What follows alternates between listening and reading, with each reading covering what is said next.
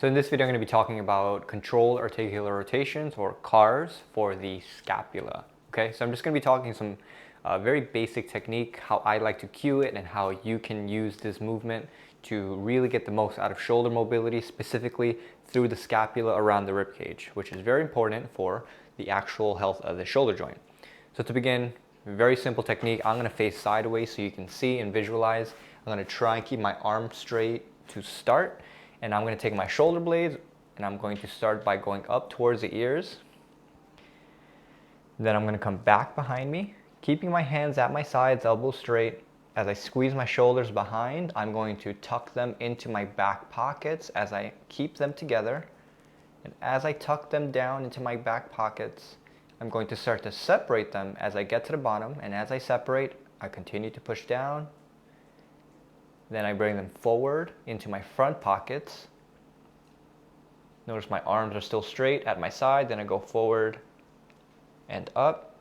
When I get to the top, like I'm trying to reach for my nose, then I come back up to the middle, trying to touch my earlobes, and then I reverse it, up and forward. Nice and controlled, forward and down. My hands are staying at my sides like they're on railroad tracks. As I go down and back and up.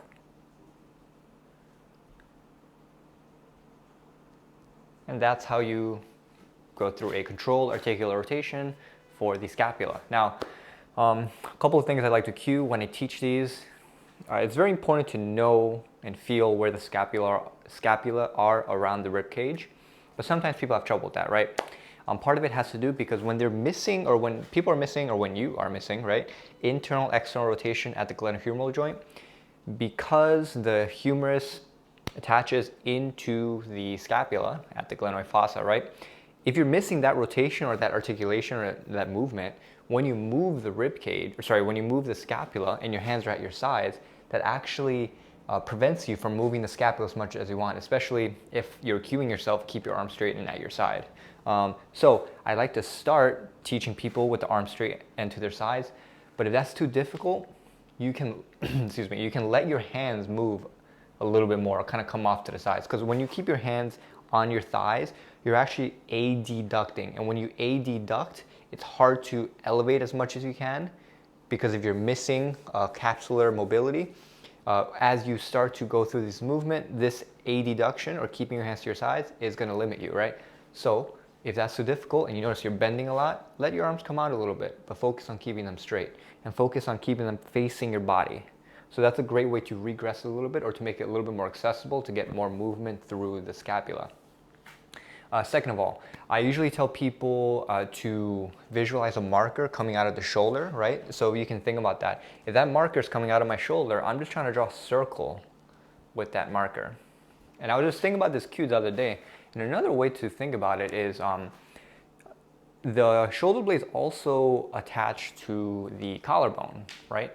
And when you move the shoulder blade, the collarbone moves as well. So I just thought, well, that's pretty important, right? And so if you think about your collarbone now being that marker, and you visualize like it's right there, you can think about the collarbone making that circle. So that's another way of creating a cue for you to kind of try and understand where your shoulder blade is in relation to space around the rib cage.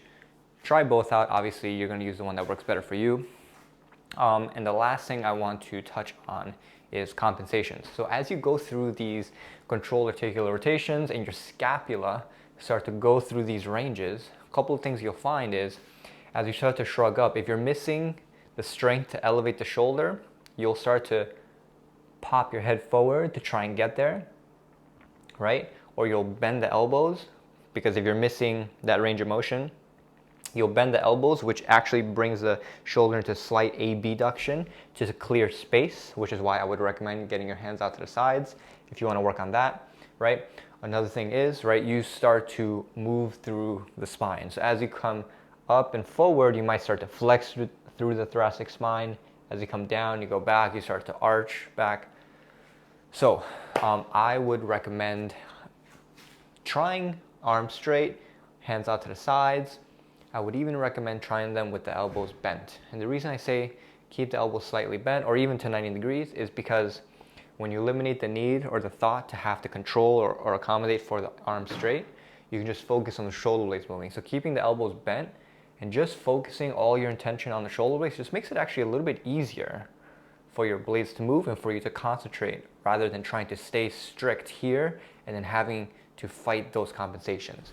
Don't get me wrong, you should be able to do these with the arm straight, but I'm just giving you options to start to explore this movement and kind of see what works best for you, because you might have the range of motion, but you might not be using it because the variation you're using might be too constraining for your body, which is fine. Just have to know how to kind of progress it. So that's how you do controlled articular rotations for the scapula. Those are a couple of tips for you to follow and some compensations to look out for. I'll see you next time.